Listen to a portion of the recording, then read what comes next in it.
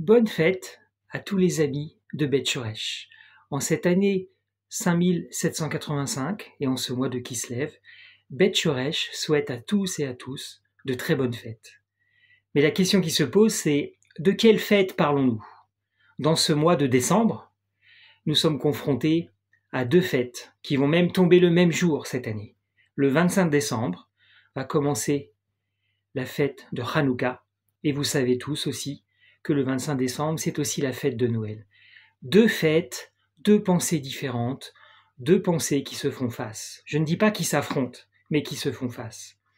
La pensée grecque est symbolisée par Noël, nous en reparlerons dans quelques jours, et la fête de Hanouka qui symbolise la pensée d'Israël. Le Rav Emmanuel a enseigné dans son drache du samedi 21 décembre 2024 que Israël n'était pas là pour judaïser le monde, mais qu'Israël existait pour judaïser la façon de voir le monde. En fait, c'est ça le rôle d'Israël par rapport aux nations. C'est pas de convertir les gentils au judaïsme, mais c'est d'aider à comprendre qui est l'Éternel, qui est-il, à travers ses enseignements et son action. C'est ça le rôle d'Israël, un rôle que l'on retrouve d'ailleurs dans la prophétie de Zacharie, lorsque Zacharie nous annonce, nous prophétise qu'un jour, 10 gentils des nations tireront sur le tzitzit d'un Judéen pour lui dire « Nous allons te suivre, apprends-nous à connaître ton Dieu ». C'est cela le rôle d'Israël. La fête de Hanouka, donc, il est important de pouvoir savoir à quoi correspond cette fête. Cette fête correspond à la rencontre de deux cultures. Et cette culture, c'est la pensée grecque, la culture grecque, qui va se matérialiser par l'arrivée d'Alexandre le Grand, ce conquérant qui vient de Macédoine, qui a pris le pouvoir en Grèce et qui a mis le pied en Turquie, la Perse de l'époque, qui a affronté le roi de Perse et qui va conquérir toute la terre d'Israël, la terre d'Égypte, la Perse, et qui va aller jusqu'aux frontières de l'Indus. Alexandre le Grand, on en parle dans la pensée d'Israël. Il y a plusieurs sources juives, judéennes, qui parlent d'Alexandre. Il y a premièrement les sources de Flavius Joseph. Dans son livre Antiquité judéenne, vous pourrez lire le chapitre 11, notamment les paragraphes 321 à 328, qui parlent de cette arrivée et de cette confrontation entre Alexandre le Grand et les autorités de Judée. Vous pourrez aussi trouver dans la Bible, en 1 Maccabée, chapitre 1, versets 7 à 9, 1 Maccabée, chapitre 1, versets 7 à 9, deux versets qui nous parlent du règne d'Alexandre, en quelques versets, et de sa mort. Alexandre va visiter les territoires. Et puis, ce qui est beaucoup plus important, le Talmud de Babylone, dans 3 passages, fait référence à l'arrivée d'Alexandre sur la terre d'Israël. Les 3 sources sont, dans le Talmud de Babylone, Yoma 69a, dans le traité Sanhédrin 91a, 91a, et dans le traité Tamid 32a. Il est relaté dans le Talmud la rencontre sur la côte du grand prêtre qui s'appelle Yadoua, qui va se déplacer avec tout son entourage pour aller rencontrer sur la côte le souverain Alexandre le Grand. Et ils vont se rencontrer à Képhar Saba, la future ville grecque d'Antipatris. Voilà, donc le Talmud nous raconte cette rencontre entre le grand prêtre et le souverain grec. Et selon les sources juives, cette rencontre se passe bien et d'une certaine façon, Alexandre va donner l'autorisation au grand prêtre de continuer de faire vivre le temple et de continuer de faire vivre la religion d'une certaine façon ou la pratique juive.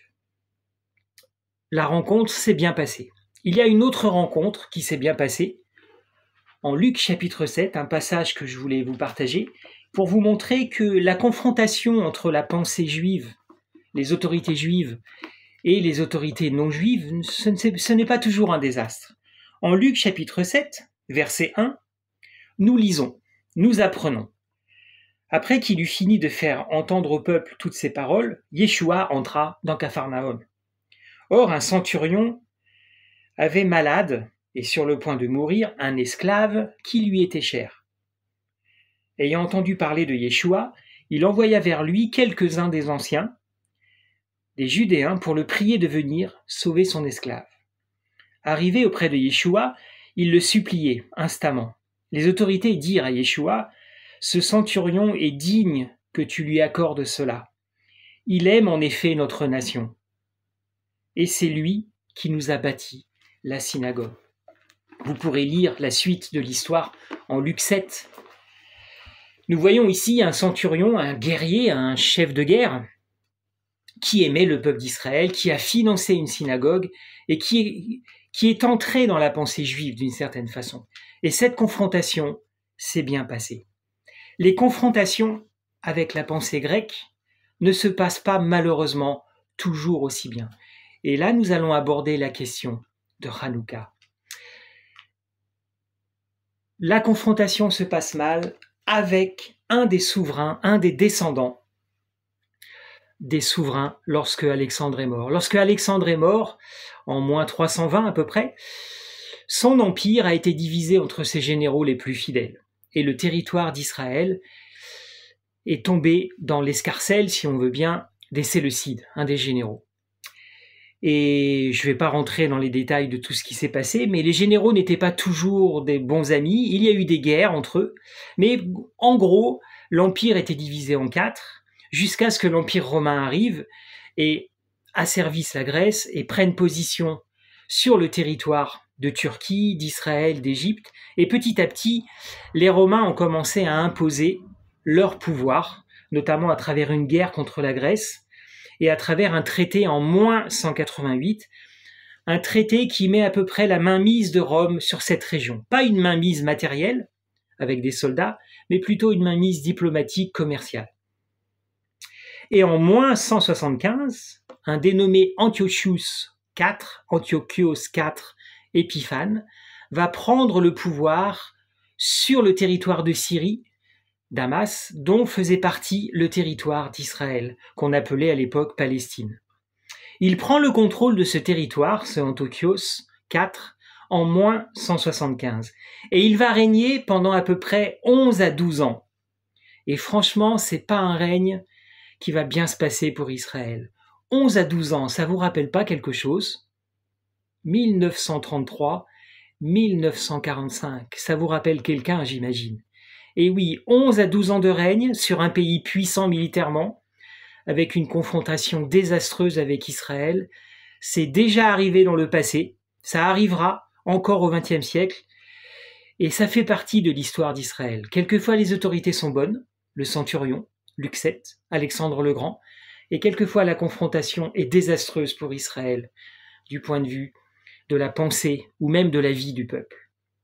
Pendant 12 ans, ce roi va régner, et sa réputation n'est pas très bonne. Un historien romain qui s'appelle Polybe a écrit au IIe siècle sur ce roi et nous décrit un roi qui avait une mauvaise réputation, qui faisait un petit peu n'importe quoi et qui n'arrivait pas à tenir son rang, qui n'arrivait pas à bien parler et à bien agir. Son surnom est Épiphane. Épiphane en grec veut dire Dieu manifesté. Et l'historien Polybe nous dit que les contemporains du roi avaient détourné son surnom de Épiphanès à Épimanès. Épimanès qui veut dire fou allié. Ce roi avait une mauvaise réputation. Il avait du mal à se concentrer, il avait du mal à se contrôler. Il a essayé de conquérir l'Égypte et il a fait 2 conquêtes militaires que vous pourrez retrouver dans le livre de Maccabée. Il a réussi à conquérir l'Égypte et il s'est fait déclarer roi à Memphis. Mais l'Empire romain lui a demandé de se retirer d'Égypte et de respecter les rois lagides qui contrôlaient avant l'Égypte. Et il a dû se retirer d'Égypte et par frustration, il a décidé de se tourner vers l'Est et essayer d'aller jusqu'en Inde pour le commerce notamment.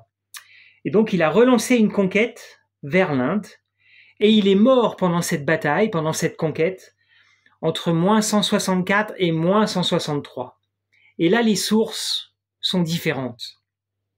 Selon les sources grecques de l'époque, Il est mort, ce roi, dans une crise de démence.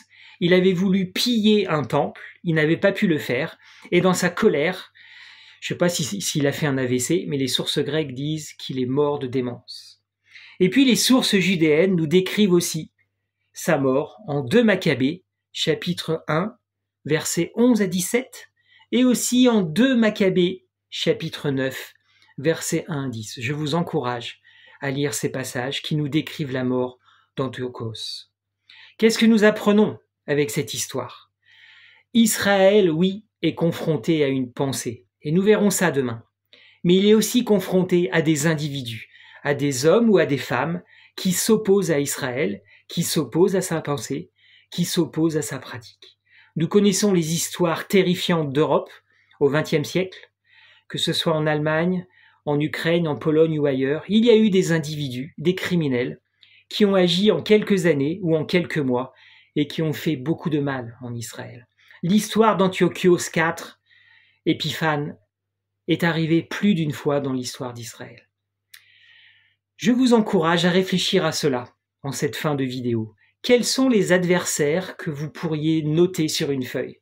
Quels sont les hommes ou les femmes, un peu comme Antiochios, qui symbolisent cette confrontation? Est-ce que vous pouvez nommer les adversaires? Non pas pour les haïr, non pas pour les détruire, mais déjà prendre conscience qu'ils existent. Et agir dans la prière, dans le combat dans la prière, comme Yeshua nous a appelés à le faire. Il faut aussi nous protéger la communauté d'Israël, prier pour elle, prier pour les ennemis d'Israël, que l'Éternel agisse.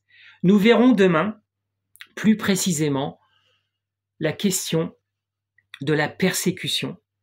Comment le roi Antiochios a agi, qu'est-ce qu'il a fait concrètement pour attaquer Israël dans sa pensée, dans ses pratiques. Rendez-vous demain pour l'épisode numéro 2. Et n'oubliez pas aujourd'hui d'être capable de répondre à cette question: qui est l'adversaire? Je vous souhaite une bonne soirée et une bonne journée. Au revoir les amis de Beth Shoresh.